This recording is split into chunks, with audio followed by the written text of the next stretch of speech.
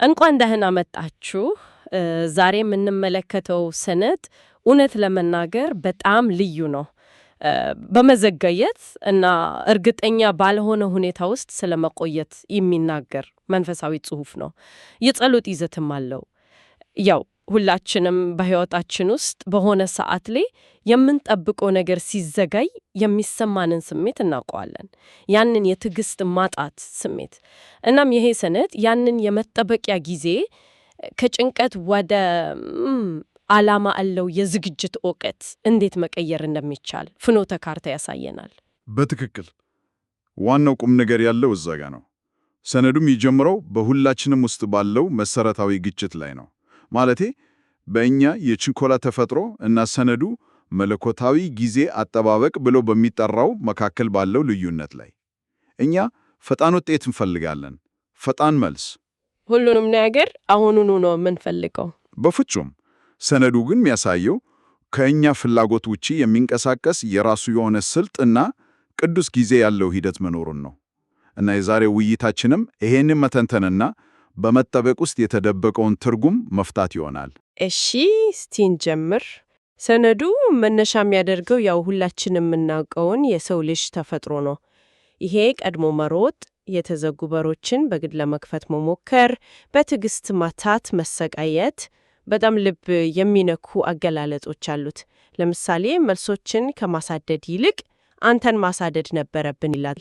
ሌላው ደግሞ በጣም የነካኝ መዘግየትን እርግማን ብለኗል፣ እውነታው ግን ጥበቃ ነበረ የሚለው ነው። ይህ ሐሳብ በጣም ይገርማል። ምክንያቱም መዘግየት ሲገጥመን የመጀመሪያ ስሜታችን ቅጣት ወይም ውድቀት ነው፣ ጥበቃ አይደለም። በፍጹም አእምሮአችን በቀጥታ ወደዛ ነው የሚሄደው። ሰነዱ ይህንን የሚፈታው የእግዚአብሔርን ተፈጥሮ በማብራራት ነው። እርሱም ማይቸኩል፣ ማይደናገጥ፣ ነገር ግን በዓላማና በሥርዓት የሚሠራ አምላክ እንደሆነ ይገልጻል። ችኮላችን የሚመነጨው ያንን ሰፊ እይታ ካለመያዝ ነው። መዘግየቱ ጥበቃ ነው የሚለው ሐሳብ ደግሞ ሁለት ነገር ያሳያል። አንደኛ፣ በችኮላችን ልንገባበት ከምንችለው ስህተት ወይም ጥፋት ይጠብቀናል። ሁለተኛ፣ ገና ዝግጁ ላልሆነበት በረከት ወይም ኃላፊነት እንዳንገባ ይጠብቀናል። ማለትም ገና ያልበሰልንበትን ፍሬ እንዳንቀጥፍ የሚከለክል ሂደት ነው ማለት ነው። በትክክል ከክፉ ነገርም ሆነ ገና ካልደረስንበት መልካም ነገር ይጠብቀናል። ሰነዱ ይህንን ሐሳብ ለማጠናከር የተጠቀመበት ምሳሌ እንዳለ አይቻለሁ። አዎ፣ በጣም ውብ ምሳሌ ነው። ከጽንፈ ዓለም ጋር ነው የሚያነጻጽረው። ፀሐይ መቼ መውጣት እንዳለባት ታውቃለች። ጨረቃ ውቅያኖሶችን ትምራለች። ከዋክብቶች በተመደበላቸው ሌሊት ያበራሉ። ሁሉም መለኮታዊውን የጊዜ ሰሌባ ያለምንም ማጉረምረም ያከብራሉ። ከዛም ውቅያኖሶች የጨረቃን ትእዛዝ ጠብቆ የሚቀናቀሱ ከሆነ፣ ከዋክብቶች በተመደበላቸው ሌሊት የሚያበሩ ከሆነ የእኛ ልብ ለምን ማመፅ አለበት የሚል ጥያቄ ያነሳ። ያ ንጽጽር በጣም ኃይለኛ ነው። ግን እዚህ ላይ አንድ ጥያቄ አለኝ። ጽንፈ ዓለም ስሜት የለውም፣ እኛ ግን አለን። ጭንቀት፣ ፍርሃት፣ የሰዎች ግፍቸት፣ የዕድሜ መግፋት ስጋት፣ እነዚህ ሁሉ የመታወክን ሂደት በጣም ከባድ ያደርጉታል አይደል? ይሄ መለኮታዊ ጊዜ የሚለው ሐሳብ አንዳንድ ጊዜ ከእውነታው የራቀ ሊመስል ይችላል። ሰነዱ ይህንን የሰው ልጅ የስሜት ትግል እንዴት ነው የሚመለከተው? በጣም ጥሩ ጥያቄ ነው። ሰነዱ ይህንን በፍጹም አይክድም። እንዲያውም የውይይቱን ቀጣይ ክፍል የሚመራው ይሄው ሐሳብ ነው። ሰነዱ ዝም ብሎ ታጋሽ ሆኖ አይልም። ይልቁንም መጠበቅ የሚለውን ጽንሰ ሐሳብ ሙሉ በሙሉ ይለውጠዋል። መጠበቅ ማለት ምንም ሳናደርግ መቀመጥ ሳይሆን እንቁ የሆነ መንፈሳዊ ተግባር እንደሆነ ያስተምራል። እዚህ ጋ ነው ነገሩ በጣም አስገራሚ የሚሆነው። መጠበቅን የማንደርቅበት ነገር ግን የምናመልክበት ቅዱስ ስፍራ በማለት ይገልጸዋል።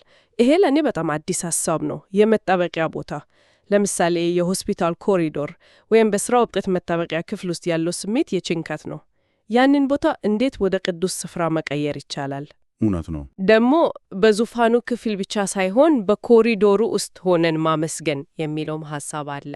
ይህ ማለት መልሱ ከመምጣቱ በፊት በሂደቱ ውስጥ እያለን ማመስገን መቻል ነው። በጣም ከባድ ነው።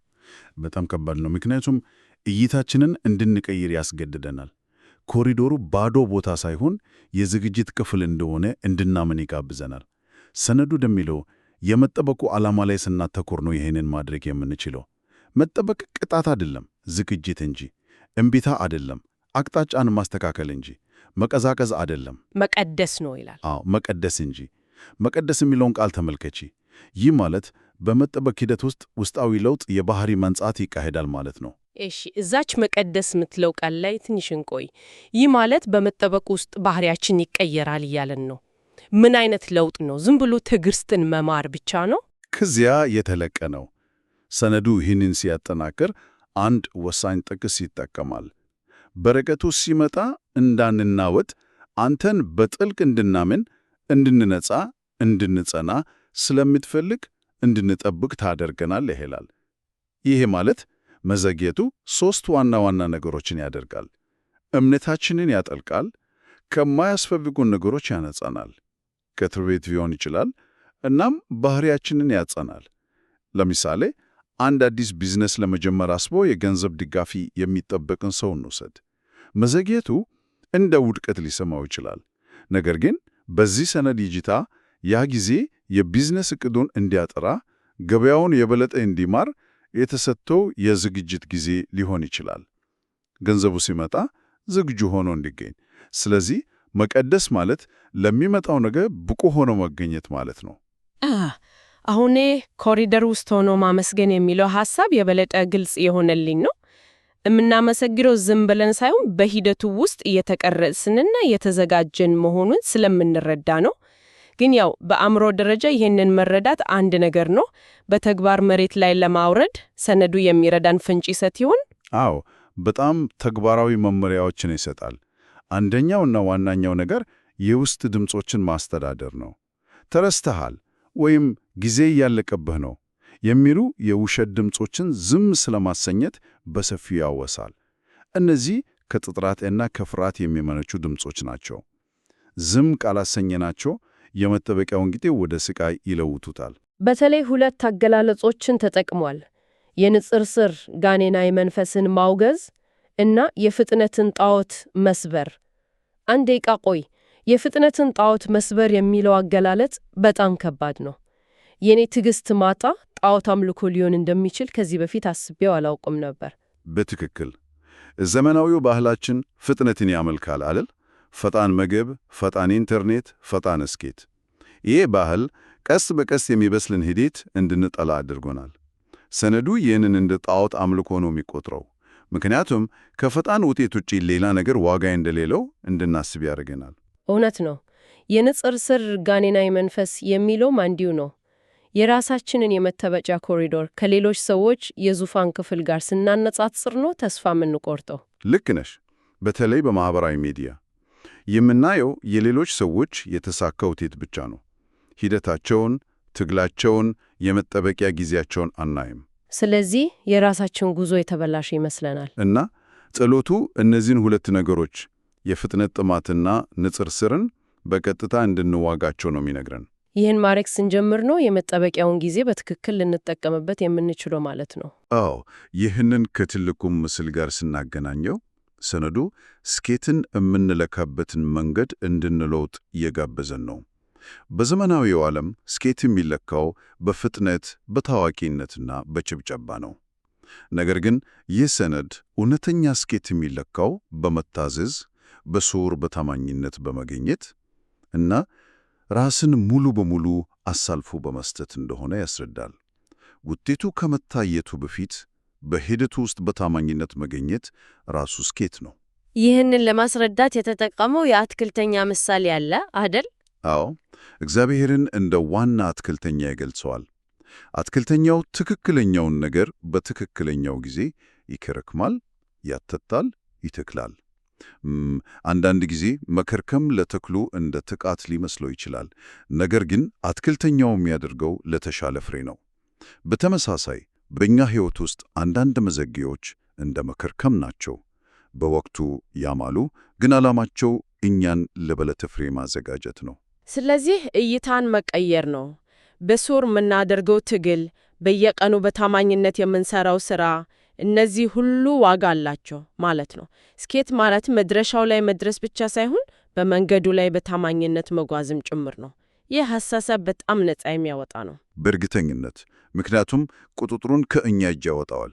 እኛ መቆጣጠር የምንችለው የራሳችንን ታማኝነት ብቻ ነው።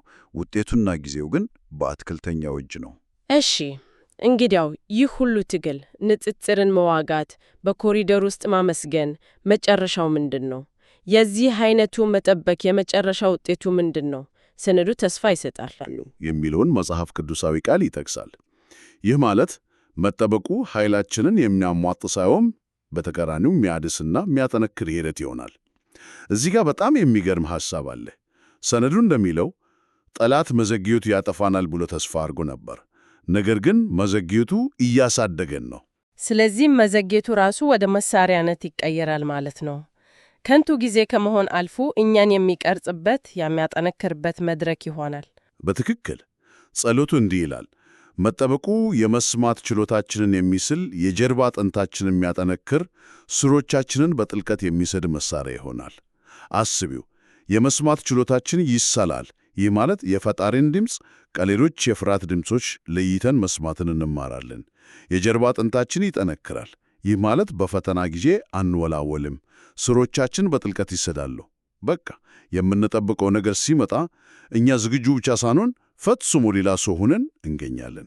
ስለዚህ መጠበቁ ወደምንፈልገው ነገር የሚያደርሰን መንገድ ብቻ ሳይሆን እኛን እንደ ሰው የሚለውጥ ሂደት ነው። ዋናው ቁም ነገር መድረሻው ላይ ስንደርስ ማን ሆነን እንደምንገኝ ነው። ፍጹም። ጸሎቱ ሲያጠቃልል ዋናው ነጥብ በዘፈቀደ ጸጋን ከመጨበጥ ይልቅ ከመለኮታዊ ጊዜ ጋር መስተካከል እንደሆነ ይገልጻል። ይህ ማለት ምንፈልገውን ነገር በራሳችን ጊዜ ለማግኘት ከመሞከር ይልቅ ከትልቁ መለኮታዊ ዕቅድ ጋር ተስማምቶ መንቀሳቀስን መምረጥ ነው። መጠበቁ ባዶ እንዳልሆነ፣ ነገር ግን በሚያነጻ እሳት እና በተደበቁ ተአምራት የተሞላ መሆኑን ይናገራል። የሚያነጻው እሳት እና የተደበቁት ተአምራት። አዎ፣ የሚያነጻው እሳት ሕመም ቢኖረውም ቆሻሾቻችንን ያቃጥላል። የተደበቁት ተአምራት ሕሞ በሂደት ውስጥ የምናገኛቸው ትናንሽ ማበረታቻዎች ናቸው። ለምሳሌ አዲስ የተማርነው ትዕግስት፣ ያደገው እምነታችን። ለማጠቃለል ያህል ዛሬ የተመለከትነው ሰነድ የመዘግየት ጊዜያትን ከጭንቀት ምንጭነት ወደ ጥልቅ መንፈሳዊ እድገት መቀየሪያ ፍኖተ ካርታ ያቀርብልናል። መጠበቅ የሚለውን ጽንሰ ሐሳብ እንደገና ይተረጎምልናል። ከመቀዛቀዝ ይልቅ እንደ ዝግጅት፣ ከቅጣት ይልቅ እንደ መቅደስ እንድናየው ያስተምረናል። ልክ ነው። እና ውይይቱን ከመዝጋታችን በፊት ለአድማጭ እንዲያስብበት አንድ የመጨረሻ ሐሳብ ላንሳ። ምንጩ በአንድ ቦታ ላይ ከእጁ ይልቅ ድምፁን የበለጠ እንራብ፣ ከስጦታው ይልቅ ሰጪውን የበለጠ እንወደድ። ይህ በራሳችን የመጠበቂያ ጊዜ ውስጥ ስላለን ተነሳሽነት እንድናስብ ይጋብዛል። ትኩረታችን ያለው በሚመጣው በረከት ላይ ብቻ ነው ወይስ የመጠበቂያው ጊዜ ራሱ በሚያቀርበው የግልና መንፈሳዊ እድገት ላይ? የምንፈልገው መልሱን ብቻ ነው ወይስ በመጠበቅ ውስጥ ከፈጣሪ ጋር ያለን ግንኙነት እንዲጠልቅ ነው? ይህ ጥያቄ ለመጠበቅ ያለንን አመለካከት ሙሉ በሙሉ ሊለውጥ የሚችል ይመስለኛል።